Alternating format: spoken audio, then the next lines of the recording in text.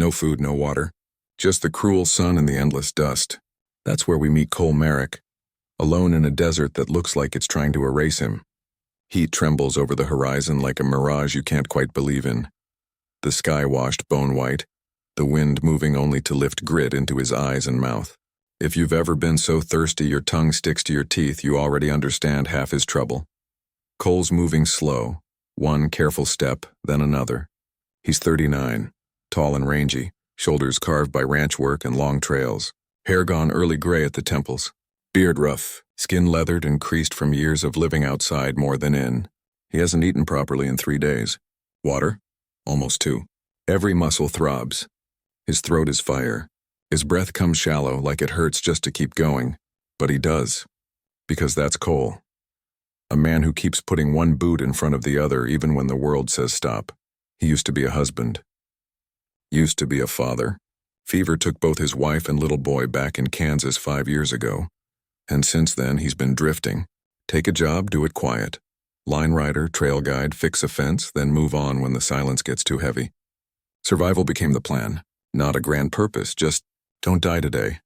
This latest stretch, he was angling for the Rio Pecos, heard about a small settlement where a man might rest up, find a bunk and a day's work. But the desert has a way of taking your map and lighting it on fire. His horse snapped a leg in a dry wash, one misstep on shifting stone, and Cole had to put the animal down. He salvaged what he could, but when the canteen hit the rocks and cracked, most of his water soaked straight into the sand. After that, it was all sun and no shade. Just forward. He tells himself he won't stop. He'll keep moving until he finds the merciful dark under a boulder, or the damp promise of a creek bed. The body has its own vote, though. His knees buckle. He hits the ground hard, face to grit, heat burning straight through his clothes. He tries to push up, but his strength won't come. The last thing he sees is that big, empty sky. When he wakes, there's a shadow standing between him and the killing light. At first he figures it's another trick, heat shapes, mirages, people you want to see but aren't there. Except this figure stays. It bends closer. It's a woman. She's young, 20-something, with bronze skin and long black hair braided loose with leather and a couple of feathers that twitch in the dry wind. She wears a deerskin dress beaded and fringed, torn in places from hard miles. Still, there's a kind of pride in the way she holds herself, like even the desert doesn't get to decide who she is. Her eyes are dark, sharp, measuring. Suspicion first, sure, but not only that. There's a quieter question in there. Is this man worth saving? Cole manages a rasp that's more air than words. His lips are split. His throat feels flayed. She crouches beside him without speaking, unties a small water skin and tilts it to his mouth. That first touch of water is almost too much. He gulps. Half of it spills down his chin and into the sand, but enough gets in to pull him back from the cliff's edge. His chest heaves. His eyes sting. "Thank you," he croaks. She doesn't answer. Just studies him a beat like she's flipping a coin in her head. Leave him or help him. Cole knows that look. He's seen men face it on trail drives and in stampedes. Do you carry the wounded or do you ride on? This woman's made hard calls before. Finally, she flicks 2 fingers, a small gesture that says, "Get up." Cole plants his hands, grits his teeth, and somehow finds his feet. She turns and starts walking. Doesn't look back. The message is clear: follow or don't, live or don't, your choice. He stumbles after her. The ground tilts. His legs shake. They don't go far, just enough to reach a hollow cut into the rock where there's a scrap of shade and the wind loses some teeth. She sets down what little she owns, the water skin, a strip of dried meat and cloth, a blanket, a thin shawl. Cole collapses against the stone and lets his breath even out. They sit across from each other without speaking. She pulls the shawl over her shoulders, not because it's cold, just because it's something to do with her hands. Every now and then her gaze flicks over to him, steady, unreadable. The silence is heavy, yes, but not hostile. More like a truce between 2 people who've both had too much of noise and loss. Cole studies her through the haze. The lines of her face. The exhaustion threaded with dignity. The way grief sits in her eyes like it has a permanent address. He wants to ask her name. His throat won't let him. After a while, he gives his own. Cole Merrick. She meets his eyes for a half-second, there and gone. No reply. He leans his head back and stares at the little seam of shade that kept him breathing. Memories creep in because that's what memories do when you're quiet. Kansas. Fever. 2 graves. Years of drifting. And now this woman, alone in a desert that eats the careless for breakfast. From the set of her jaw, he figures she's lost someone too. He's alive because she chose it. Why pity? Caution, a need for company. He has no idea. But one thing is certain. His fate is no longer a solo act. Time slides by in the thin cool. The air is still a rasp. His breath is rough, but it's steadier than it was. He watches her without staring. The questions pile up. Who is she? Why is she out here with nothing but a water skin and a blanket? How's she still alive? And the biggest one, why didn't she just walk on and let the desert finish its work? When he finally speaks again, his voice is gravel. You got a name? For the first time since she cast that shadow over him, her eyes lock on his. Dark. Steady. Like she's weighing whether he's earned even this small piece of her story. A heartbeat, too. Then, low and accented, she says, Nia. He repeats it softly. Nia. He gives a little nod like he's committing it to a place he won't lose. She doesn't offer more. He doesn't push. Trust doesn't grow fast out here. Not in a land this mean. Not between people this scarred. He closes his eyes briefly and lets the quiet settle. Out loud or not, he knows what folks would ask if they were listening in. Why risk it? Why drag a half-dead cowboy into your shade when every drop of water counts? He doesn't know the full answer yet. But as the desert edges toward dusk and the heat eases by a finger's width, he realizes something simple and huge. 2 people have a better chance than one. And for the first time in a long time, Cole Merrick isn't just fighting to keep breath in his own chest. He's figuring out how to stand up for both of them. Shade doesn't sound like much until you've almost died for lack of it.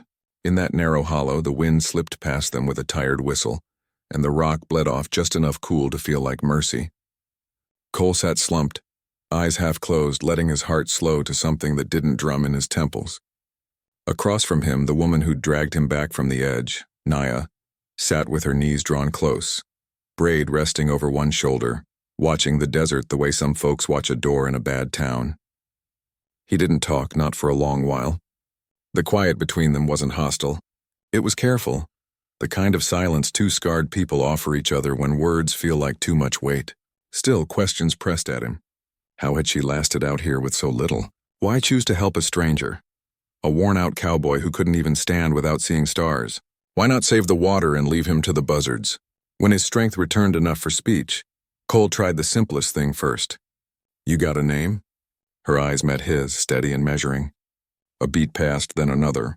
Nia, she said, the word low, shaped by an accent that carried the music of her people and the dust of this land. Nia, Cole repeated like he was putting it somewhere safe inside himself. He didn't push for more. He knew better than to pry at a door that wasn't ready to open. Time stretched. The shade thinned as the sun crawled. Nia's gaze flicked to him now and then, checking, weighing. Finally, she reached for the water skin again and tipped it his way. Just a sip, precise like she'd practiced rationing every drop. The relief was sharp, almost painful. He whispered a thank you. She folded the skin back into her things without a word. You don't drift through a Western love story without learning the shape of loss. Cole felt it in her, same as the ache he carried, like 2 notes of the same mournful tune. When he could sit up straighter, he tried a different question. How long you been out here? She adjusted the torn edge of her dress, not looking at him. Since spring. Months then, alone. He studied her again with new respect. Fragile wasn't the word. Steel, maybe. Quiet steel. I was heading for the Pecos, he said finally. Lost my horse in a wash. Canteen broke. Figured I'd walk till I found water, or didn't. He gave a short, humorless breath. Looked like didn't for a minute there. Nia's eyes rested on him, unreadable. You carry loss, she said simply. The words bit clean. He didn't ask how she knew. Grief leaves marks you can see from 100 yards if you've worn it yourself. He let the truth stand between them, plain as the heat. Your husband? He asked softly. The desert shifted around that silence, the way land changes when a storm moves through. When she spoke, her voice was scraped down to the truth. Killed in a raid. My people turned from me. Cole didn't dig. He didn't need details to understand the cruelty of it. Exile can be as deadly as a bullet out here. He felt anger rise, not at her, never at her, but at a world that keeps punishing the already wounded. When the day finally began to bleed toward evening, Nia gathered brush with quick, efficient steps and coaxed a small fire to life. Cole tried to help and nearly folded. He swore under his breath and sank back to the rock, ashamed at the weakness in his legs. She didn't mock him. She didn't pity him. She handed him a strip of dried meat instead. Tough as boot leather, but food is food. He chewed slow, grateful, and passed the cloth back. As dark fell, the desert hardened into cold that cut right through his thin shirt. Nia drew a blanket around her shoulders, and for a long breath she seemed to weigh a choice only she could see. Then she lifted the edge toward him. Cole hesitated. Respect is a fragile bridge, but he slid closer until the blanket covered them both. Their shoulders touched. Awkward at first. Then not. They sat like that, the fire low, the stars biting through the black. If you're listening to this and asking why he trusted her, or why she'd trust him, Cole had a simple answer inside his own chest. Need doesn't have to be pretty to be honest. He wouldn't live another day without help. She, strong as she was, had chosen to keep him breathing when it would have been easier to walk on. That counts. He watched the flames hollow to coals and let his mind settle in the small circle of warmth they'd made. He could feel the weight of her next to him, the steadiness, the refusal to flinch. That did something to a man who'd been drifting for 5 long years. It reminded him that the world still had people in it worth shouldering the load for. By the time the fire was mostly glow, the silence between them had changed again. Not the wary quiet of strangers. Not the brittle hush of 2 people trying not to spook each other. Something else, thin and new but real. Trust maybe. The first spark of it. Dawn crept in sharp and pale. Cole woke with a start. The blanket still shared. Nia's braid loosened where sleep had pulled it free. He eased up, joints stiff, caught between the ache of a body pushed too far and the surprising fact that he was still alive. Outside, shadows stretched long across the sand. The world felt fragile, like one wrong sound might shatter the morning. Nia opened her eyes and studied him, as if reading the question in his head before he could ask it. "You wonder why I kept you alive," she said. He nodded. "I do." She turned toward the rising light. "Because I know what it is to be left. To watch someone die and do nothing. I will not carry that again." The words struck so honest they stole his breath more than the thin air ever could. He let them settle between them. The kind of truth that doesn't need polishing. "We can't stay in this hollow," he said at last, voice rough but steadier. "There's a settlement east. Shade, water, roofs. I was headed that way." He hesitated, really seeing the risk for her now. "Might not be safe. For you." Nia's mouth tightened. She knew exactly what towns mean for an Apache woman traveling alone. "If they turn on me?" she asked quietly. Cole squared himself, surprised by the certainty that walked right into his own voice. "Then they'll answer to me." He wasn't a man who made promises lightly anymore. But this one landed true. She searched his face for cracks. Found none. After a long moment, she gave one small nod. They ate what was left, a careful divide of hard venison and a shared sip of water. Nia tilted her chin toward a ridge. "There is a spring. Small. Hidden." That explained a lot. How she'd lasted months out here with nothing but grit and discipline. Cole followed her gaze, felt a thread of hope tighten, and pulled his hat low against the new bright heat. For the first time since he'd hit the sand, he could picture the day ahead that didn't end with the desert closing over him. They rose together, blanket folded, gear stowed. The hollow had been a mercy. But mercy's not a plan. They needed water, a path, a place where the sun didn't make the rules. And whether they called it survival or the first shaky steps of something larger, they were taking it side by side. The desert looked the same in every direction, an ocean of heat and emptiness. But Nia seemed to read it like a book. She walked ahead with a steady pace, her moccasins barely stirring the sand, every step confident, every glance purposeful. Cole followed behind, slower but stronger than before, his body aching but his spirit pushed forward by something he hadn't felt in a long time. Hope. They didn't speak much. There wasn't a need for words. The sun still burned, though the light had softened as afternoon bled toward dusk. Cole's hat shaded his eyes, his throat raw from thirst and his lips cracked, but he kept up. He could tell by Nia's sure footing that she knew where they were going. After an hour or two, the ground sloped into a narrow ravine, a wash of broken rock and wind-shaped stone. Nia crouched near the base of it, lifted a few flat rocks, and pointed. Beneath, a trickle of water ran clear as glass, gliding between shadows. Cole froze for a second, then dropped to his knees. He scooped the water in trembling hands and drank.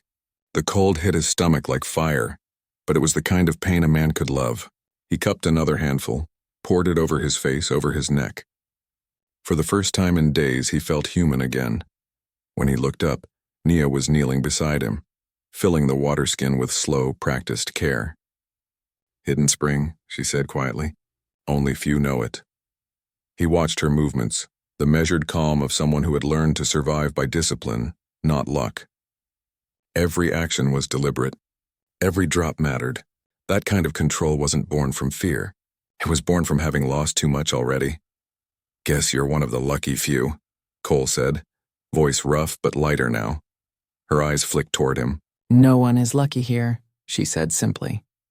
They stayed by the spring through the afternoon, letting the heat ease from their bones. Cole leaned back against the rocks, his revolver resting beside him, while Nia gathered dried brush and bits of wood from the sparse landscape. She moved like a shadow, quick, efficient, silent. He couldn't help watching her, not out of lust but out of respect. He'd known tough women before, but she carried her strength like armor, not a weapon. When evening came, they built a small fire, the smoke thin enough not to betray their position. Cole stretched his hands toward the heat, the stiffness leaving his fingers. For a while they said nothing. The only sounds were the crackle of flame and the distant wail of coyotes. Then quietly he asked, "Why not stay here at the spring? Seems safe enough." Nia stared into the fire. The light flickered across her face, sharp and soft all at once. "It is not life," she said, "only waiting for death." Cole didn't argue. He knew what she meant. Existing wasn't living. He'd been doing it for 5 years, breathing without purpose, walking without direction. This woman, this exile, had done the same. Maybe that was why she had saved him. Maybe she saw in him what she was afraid to admit about herself. They ate a few bites of dried venison, chewing slowly. Cole tore his portion in half and offered her the larger piece. She shook her head. "You need more." "Maybe," he said, "but I'm not dead yet." It earned him the smallest flicker of a smile. Not much, but enough to change the air between them.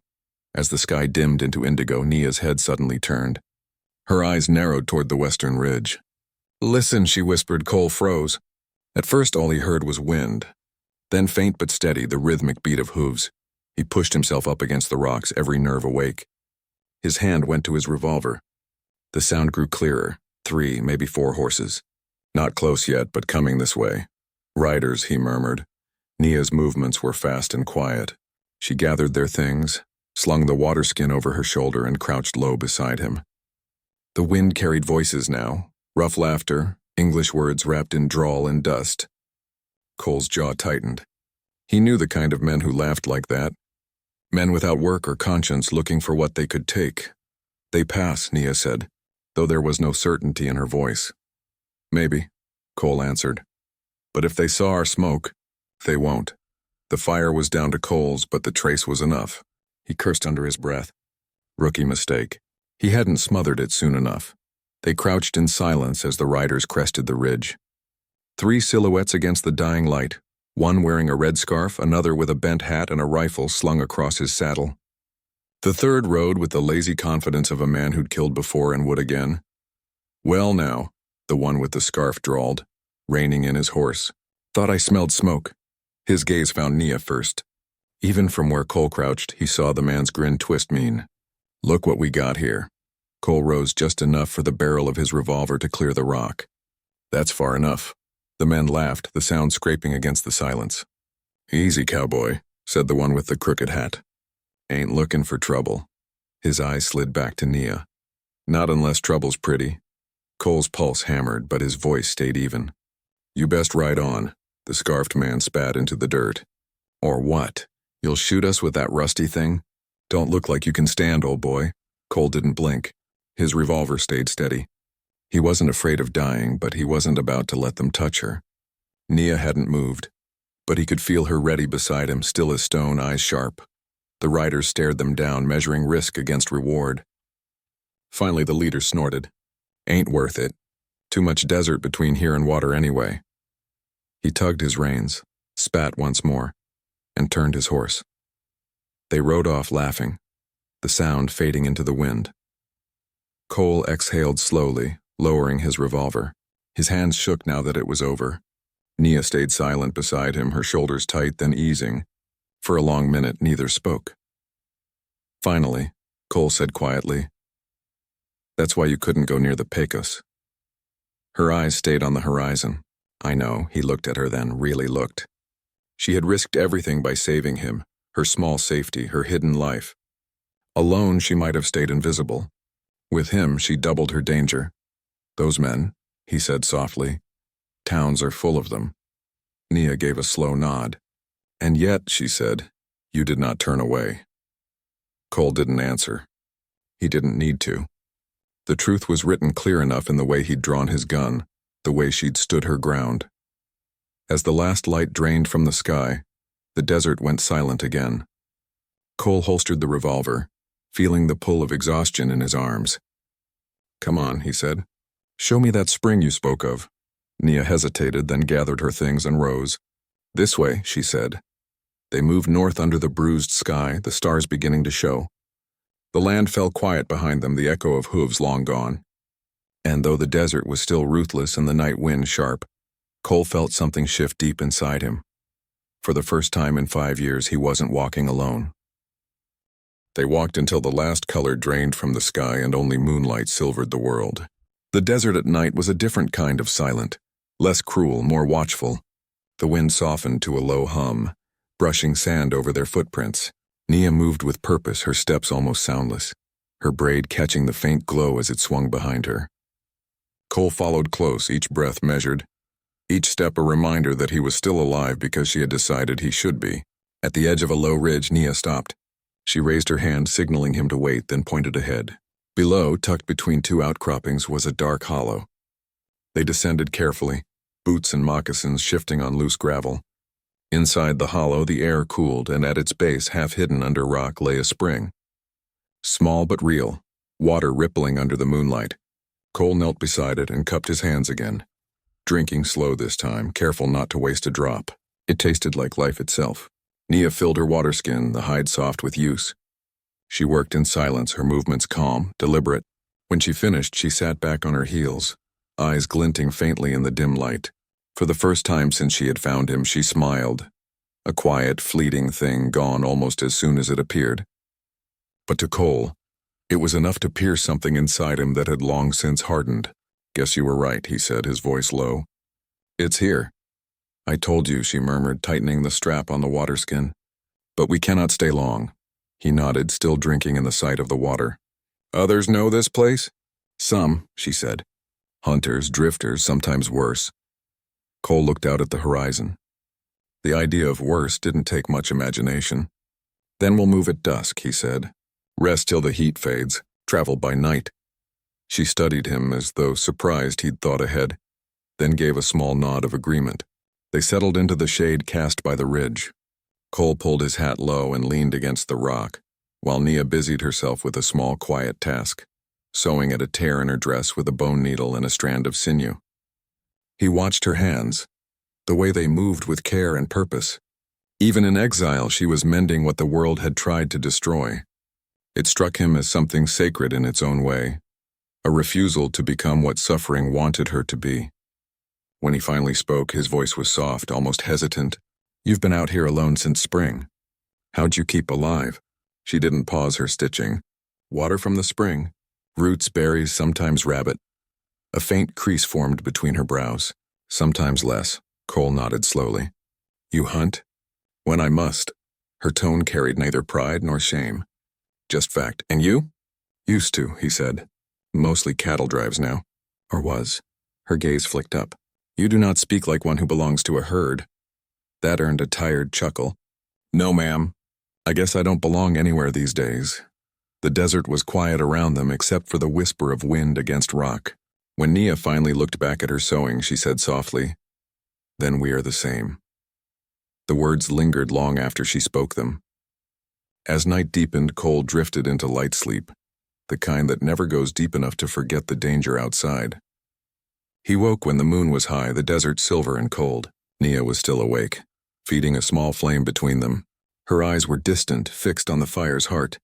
Something about her stillness drew him in, the way she seemed to carry both strength and sorrow without letting either break her. He cleared his throat quietly. "My wife used to hum," he said, surprising himself, "when she rocked our boy to sleep." Nia's eyes lifted to him, calm, searching. "Your family," she said softly. "Gone," he answered. "Fever, 5 years now." She looked back to the fire. "Then you carry the same as me." He nodded, feeling that truth in his bones. "Seems we both lost the kind of world that doesn't come back." The silence after that wasn't empty. It was shared. Later, when the fire began to fade, Nia pulled her blanket around her shoulders. Without looking at him, she extended one edge toward him, same as before. Cole hesitated only a moment before sitting close.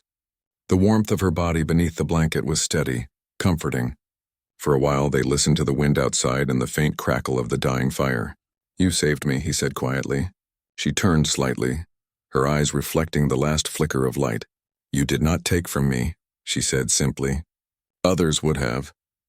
The honesty in her words hit him harder than any gratitude could have. In a land where cruelty was common as dust, decency had become a rare kind of power. They slept side by side that night, not out of need, but out of something neither of them had dared name yet.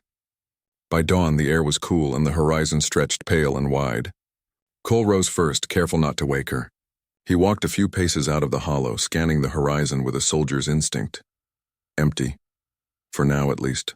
When he turned back, Nia was sitting up, her hair loose as she braided it again. The simple act looked like ritual, something she did not for vanity but for control in a world that had stripped her of everything else. Cole stood in the mouth of the cave, watching her a moment before speaking. "We'll need wood," he said. "Fire won't last without it." She tied off her braid and rose gracefully. "I will show you where it grows."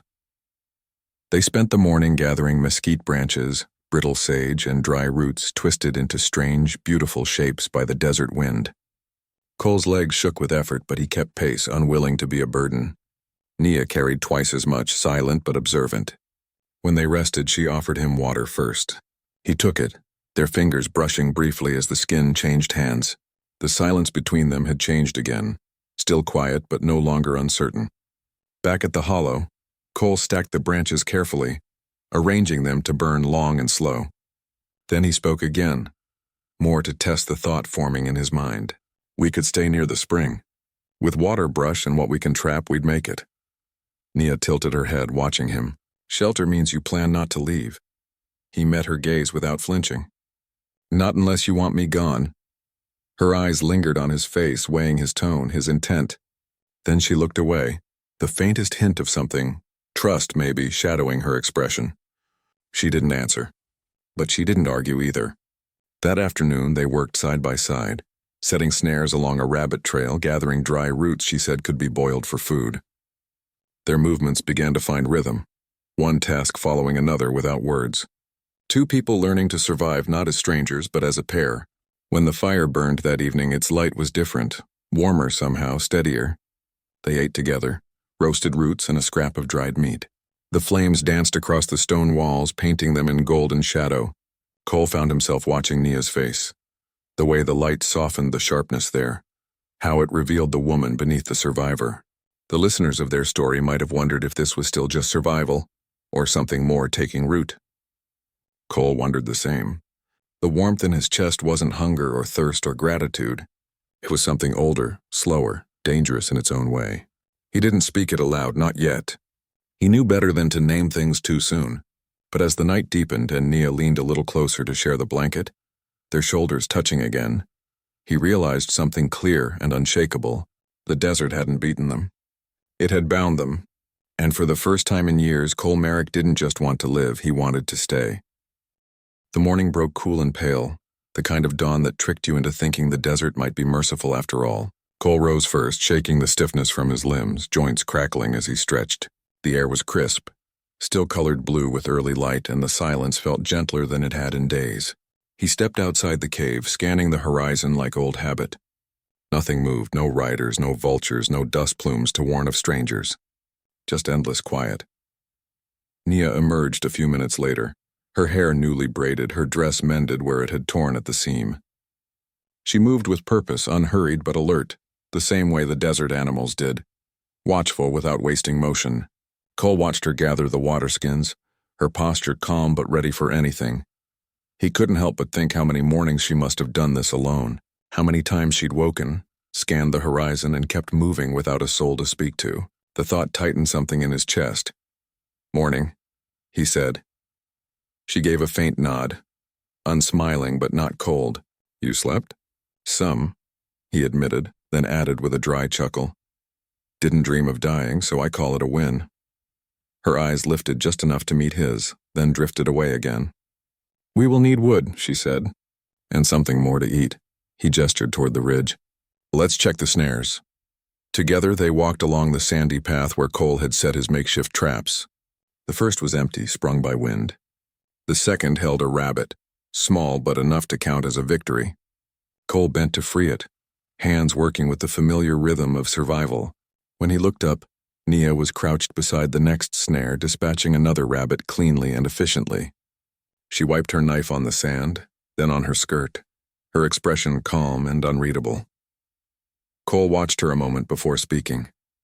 "You've done this before." "Many times," she said simply. "The desert teaches you fast." He nodded, understanding too well. They carried the catch back toward the cave, their footsteps light. The sun climbed higher, burning off the morning cool. Cole felt the heat gather on his shoulders, the sweat prick at his neck.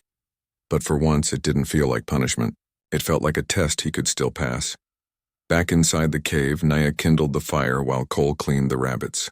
The smell of smoke mixed with raw meat and dust, thick but comforting in its own rough way.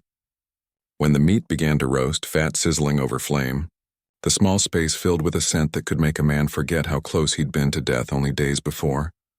They ate in silence, chewing slowly, saving every scrap.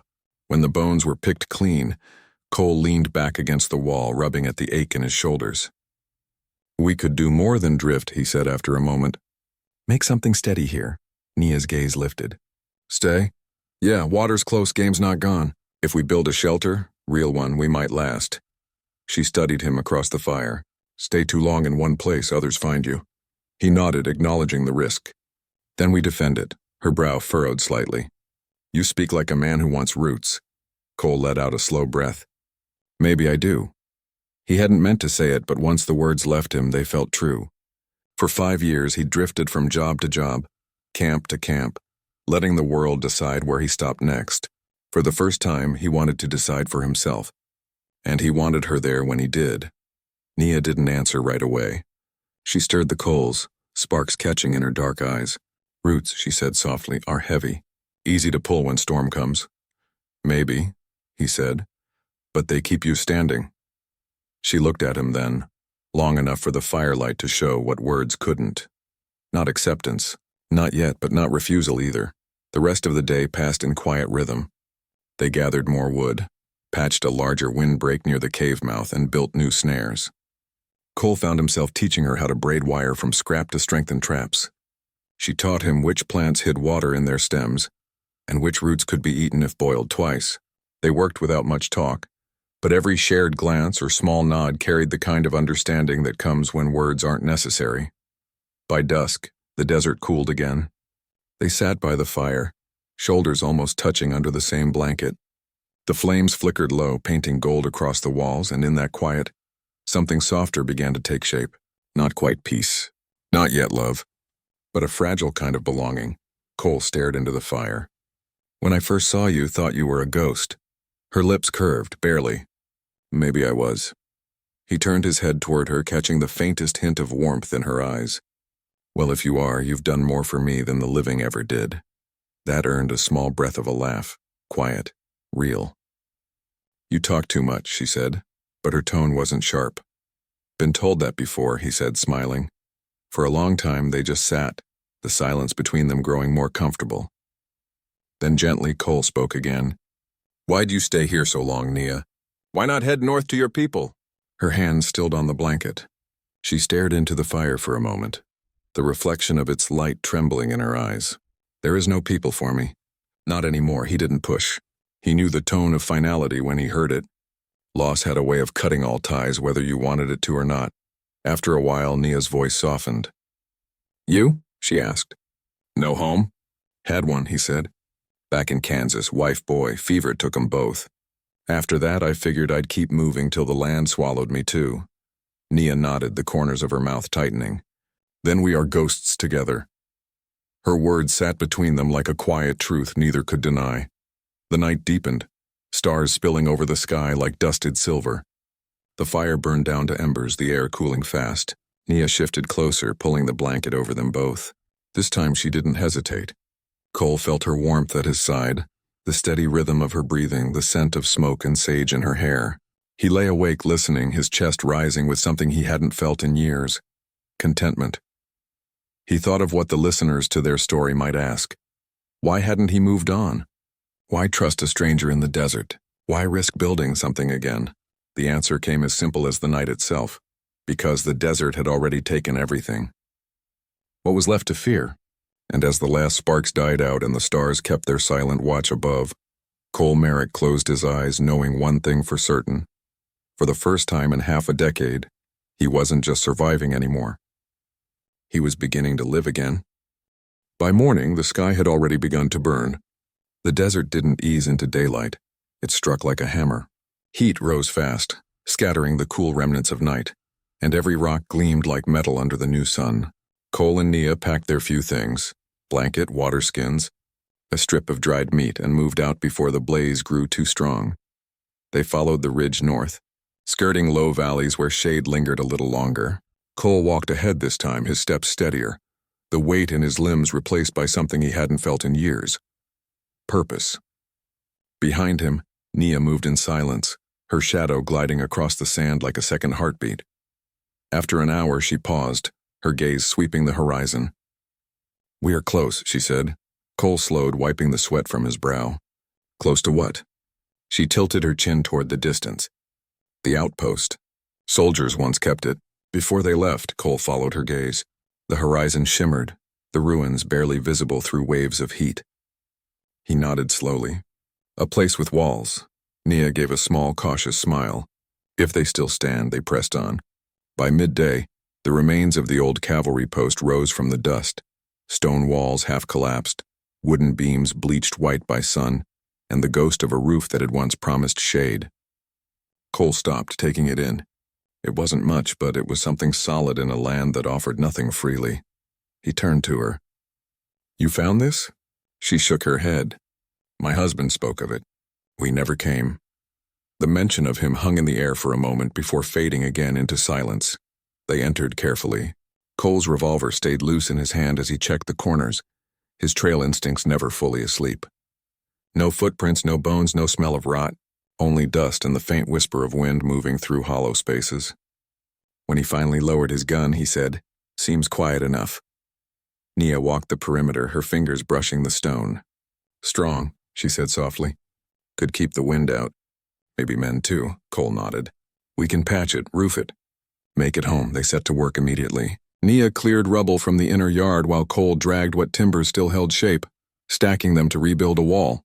The sun blistered overhead, but they didn't stop. Sweat streaked their faces, dust caked their skin, but the rhythm of work made the day bearable. By late afternoon, they had raised a rough barrier on the windward side and cleared enough debris to spread a blanket inside the largest remaining room. Cole stood back, hands on his hips surveying what they'd done. "Looks near livable," he said with a tired grin. Nia didn't smile, but her eyes softened. "You build like man who remembers how." He gave a quiet laugh. "Used to, built a cabin once back in Kansas." He hesitated. "Didn't think I'd ever build again." She didn't answer, but he caught the faintest nod, as if she understood what it meant to rebuild anything after loss. When the sun dropped low, they lit a small fire in the hearth. Smoke coiled up through a gap in the roof and out into the dying light. Cole roasted what was left of the rabbit while Nia cleaned her knife with a strip of cloth. The quiet between them wasn't the silence of strangers anymore. It was something heavier, thicker with unspoken things. As they ate, Cole broke the stillness. "You ever think of leaving the desert?" Her gaze didn't waver from the fire. "Where would I go?" He thought about that, staring into the coals. "Anywhere," he said softly. "North, maybe the mountains, maybe a place where water don't have to be begged for." She shook her head. "The desert is cruel, but it is honest. Other lands have people. People are worse. He studied her face, the hard lines softened by firelight, the quiet certainty in her words. Not all, he said after a while. Some people try to do right. Her eyes lifted to meet his. And you? Cole took a long breath. I try. For a moment, they just looked at each other, the air charged and still. Then Nia spoke quietly. Then maybe this place will hold. The fire snapped. A small wind stirred through the open wall. They didn't speak again for a long time. When darkness fully settled, Cole leaned against the wall, exhaustion tugging at him. Nia sat across from him, the blanket drawn around her shoulders. Her hair had come loose again, the braid undone by the day's work. She looked younger like that, though the sadness in her eyes never left. You said your husband died in a raid, Cole said gently. Yes. Your people blamed you? She nodded once. They said I brought death. That my spirit was cursed, he frowned. That's not how it works. Her lips curved faintly, half a smile, half a wound. Out here it is. Cole stared into the fire, jaw tight. Then they're fools. Her gaze softened. And your wife? She asked. Fever, he said quietly. Nothing to fight, nothing to shoot. Just took her. Took them both. Nia's eyes glistened in the low light, though no tears fell. You love them. Still do, he said. Silence stretched, but it wasn't cold.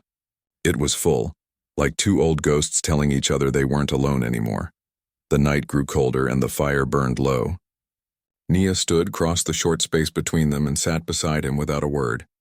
She pulled the blanket over them both, same as she had before, her shoulder brushing his. Cole didn't move. He let the warmth of her body melt the last chill from his bones.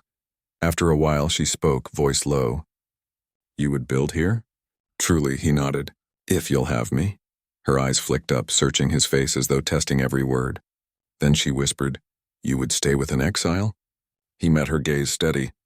You'd be surprised how much peace a man can find among the cast out. The faintest laugh escaped her then.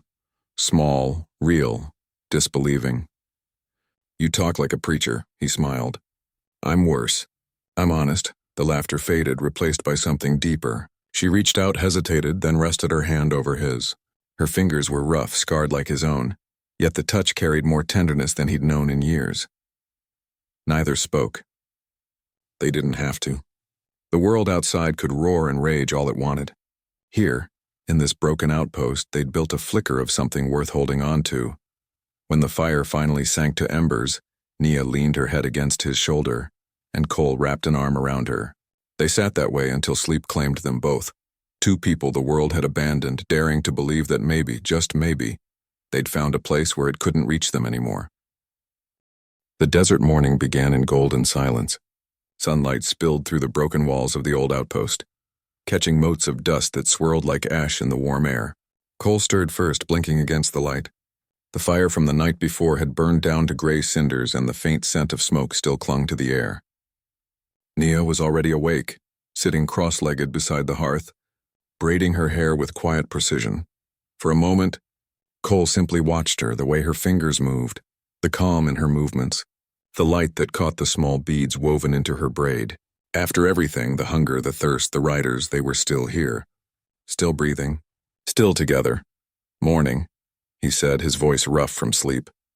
Nia glanced over, then gave a faint nod. You wake like soldier, she said. No sound, eyes open first, he smiled slightly. Old habits die hard. You sleep? A little. She tied off the braid, her hand still for a moment. Dreamed of my husband. Cole leaned forward, resting his elbows on his knees. Good dream? Her gaze drifted to the fire pit. No, the kind that makes you remember. He nodded slowly. Yeah, I know those. Outside the wind picked up, whispering through the broken timbers. Cole stood and stepped out into the light. The land stretched endless and bare, the horizon a thin, wavering line between heaven and dust. He scanned for movement, still no riders, no trails of smoke. Just the sound of the world waking to another cruelly bright day. When he turned back, Nia was standing in the doorway, her shawl wrapped tight around her shoulders. The snares, she said. He nodded. Let's go. They walked the narrow trail that curved around the ridge where Cole had set 3 snares the day before. The first hung empty, the loop slack. The second held a small desert hare already still and stiff. Nia crouched and freed it with practiced care. At the third, another rabbit kicked weakly, still caught. She murmured something in Apache, words Cole couldn't understand but recognized by tone as respect. Then with one swift motion, she ended its struggle. Cole watched her silently. Even mercy, he thought, took strength. They carried the catch back toward the outpost, their shadows long in the morning sun. As they walked, Cole spoke softly. When I was young, I thought survival meant keeping everyone else out. Thought that's what made a man strong. Nia's eyes flicked to him. And now? He gave a tired smile. Now I think strength's something different. Maybe it's letting someone stay. She didn't answer right away. Her gaze turned back toward the horizon, her expression unreadable. But her fingers tightened slightly on the water skin she carried. That was enough of an answer for him. By midday, they were back at the outpost. The air shimmered with heat, so they stayed in the shadow of the half-built wall. Cole cleaned the rabbits, his hands steady and sure, while Nia prepared the fire. When the meat began to cook, the smell of smoke and fat filled the hollow space between them. It smelled like life, like permanence. You could have left me, Cole said after a while. Nia didn't look up. I told you why I didn't, yeah, he said. You didn't want to carry that guilt again, but you could have walked away once I could stand. You didn't. Her hands paused over the fire. The flames painted her face in red and gold. Because you did not look at me like they did, she said quietly. The men who came before. Cole said nothing. You looked at me like person, she continued, not like curse or prize. She glanced at him then, her eyes steady. That is why I stayed. He swallowed hard, nodding once. Then I reckon I owe you more than my life, she shook her head. No, you owe nothing, you live. That is enough. The wind shifted, scattering embers into the air. They sat quietly for a while, eating in silence. Every bite tasted of ash and relief. When they finished, Cole leaned back against the wall, wiping his hands on his shirt. You think this place'll hold? Nia looked around, the stone, the timbers, the cracks that let light through. It will hold if we make it, he smiled. Then we'll make it. Afternoon passed slowly. They worked side by side, reinforcing the doorway with broken planks and stacking stones to block the wind. Sweat rolled down their temples, dust caked their hands. Yet the labor didn't feel like struggle. It felt like purpose. As the sun dipped low, painting the desert in orange fire, Cole caught himself watching her again. The way the light caught her skin. The calm way she moved. Something inside him stirred, a pull he hadn't allowed himself to feel in years. When night came, the desert cooled fast. They built a small fire, huddled close under their shared blanket. The moon hung low, silver and solemn above them. Cole's voice broke the quiet. Nia, she turned her head, eyes reflecting the flame. Why'd you save me? He asked again, softer this time. Not the easy reason, the real one. She hesitated, her breath visible in the cold air. Because I was tired of being alone, she said finally. Tired of living like ghost. You were dying and I thought, maybe if I saved you, I could save something in me too. Cole felt his throat tighten. You did, he said quietly. You did both. For a long moment, they just looked at each other. The silence wasn't awkward or heavy, it was full. Full of everything they hadn't said yet. Then slowly, Nia reached out. Her fingers brushed his hand, tentative at first. Cole turned his palm upward and closed it around hers. No words followed. They didn't need any. The fire crackled between them, throwing light across the rough stone walls. Outside, the wind moved through the ruins like a song. Low, endless, alive. When Nia finally leaned closer, her head resting lightly against his shoulder, Cole didn't move. He simply breathed, steady and quiet, letting the warmth of her presence sink into him. They sat that way for what felt like hours. Two silhouettes against the firelight, bound by the fragile peace they'd built from dust and ruin. And as the night deepened and the stars spilled across the sky, Cole realized that what they had wasn't just survival anymore. It was something that could last. The night passed quietly, and by dawn, the desert was washed in pale gold. Cole woke to the smell of smoke and the soft rustle of Nia moving near the fire. She had already rekindled it, coaxing the embers back to life with practiced care. Outside, the wind whispered low through the cracks in the wall. It felt like the desert was holding its breath. He sat up slowly, rubbing grit from his eyes. His body was stiff but strong, stronger than it had been since the day she found him half dead in the sand.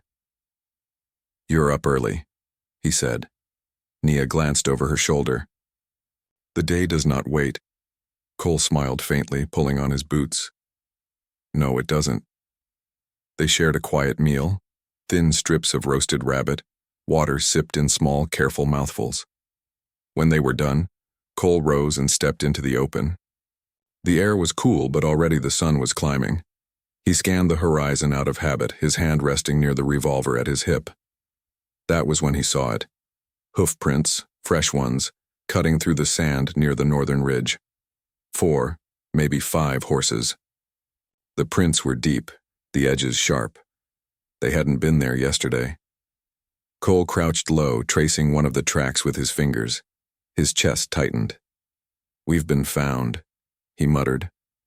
Nia joined him, her eyes narrowing. "They come this way." He nodded grimly. "Likely the same riders from before. They'll follow the water. The spring won't stay secret now." Without another word, they packed. Nia wrapped the food and tied off the water skins while Cole cleaned and loaded his revolver. There wasn't much to carry. What they had could fit in 2 hands. But it was theirs. It was life. By dusk, they were on the move again, heading north under the dimming light. The wind kicked up sand, stinging their faces, but they didn't stop. The stars emerged one by one, cold and distant above them. Near midnight, they heard the sound again, hoofbeats. Closer this time, voices carried on the wind. Cole grabbed Nia's arm and pulled her into the shadow of a rock ledge. They crouched low, his revolver drawn. "Stay quiet," he whispered. The riders came into view, 3 of them, same men as before, their silhouettes sharp against the moonlight. The one with the red scarf dismounted, scanning the ground. "Tracks head this way," he called. "Ain't far." Cole steadied his breathing. He could hear the thud of his own heartbeat. The man crouched, studying the sand. "Wind's covering it, but they're fresh. Real fresh." "Which way?" another asked. The man hesitated, then cursed. "Hard to tell. East, maybe." "Then we ride east," the leader barked. "Ain't wasting the night chasing ghosts." They mounted up, the horses snorting, and turned toward the open desert. Within minutes, the sound of hoofbeats faded into the dark. Cole didn't move until long after the last echo was gone. Then he let out a slow breath, lowering his revolver. Nia's hand brushed his arm. "You did not fire," she whispered. "You stopped me," he said quietly. "You were right." She nodded once. "Sometimes survival is not fight. It is waiting."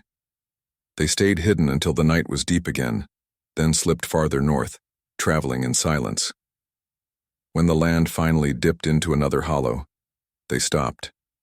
Exhaustion pulled at their bones, but they gathered enough brush for a small fire. Cole lit it, watching the flames catch and dance. The orange light flickered across Nia's face, steady, strong, and unguarded in a way he hadn't seen before. He spoke softly. "If we keep running, we'll die out here. Sooner or later." Nia's eyes lifted to his. "Then what do we do?" "We build," he said. "A real place. With walls, a roof, traps for game. We make something that lasts." She studied him a long moment. "You would build with me?" "With you," he said without hesitation. She didn't smile, but her eyes softened. "Then we build." The decision was quiet but final, the kind of promise that didn't need ceremony.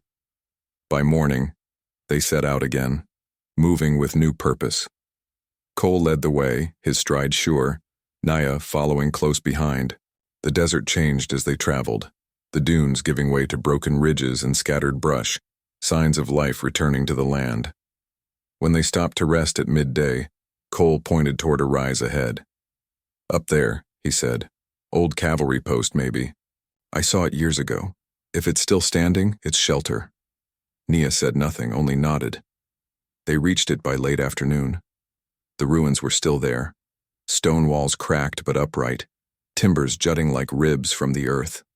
A small spring shimmered nearby, half hidden by rock and brush.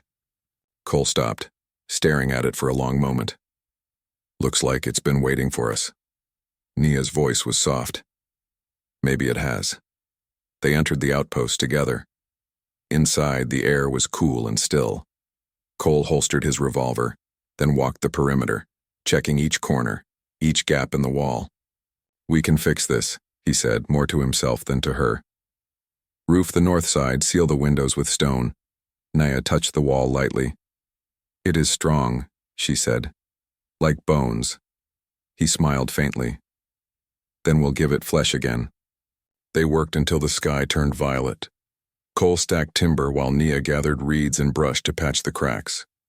When the fire was lit that night, its glow turned the cold stone walls warm. For the first time in weeks, the place didn't feel like a hiding spot. It felt like a beginning. They sat close to the fire, the air heavy with smoke and unspoken things. Cole looked across at Nia, her face calm in the flickering light. "You asked me once why I stayed," he said quietly. "Truth is, I don't want to walk this world alone anymore, not if I have the choice." Nia met his gaze. Then she reached for his hand, her grip firm, steady. "Then we stay together." The flames shifted, painting the room in gold. Outside, the wind moved softly across the desert, but inside, there was peace. The kind that didn't ask for promises, only presence. When dawn came again, they stood together outside the walls, watching the sun climb over the horizon. The light caught her braid, his weathered face, the stone they'd built their hope upon. The silence between them was no longer the silence of strangers, or even survivors. It was the silence of something whole, a family beginning. And for the first time in years, Cole Merrick allowed himself to believe in tomorrow.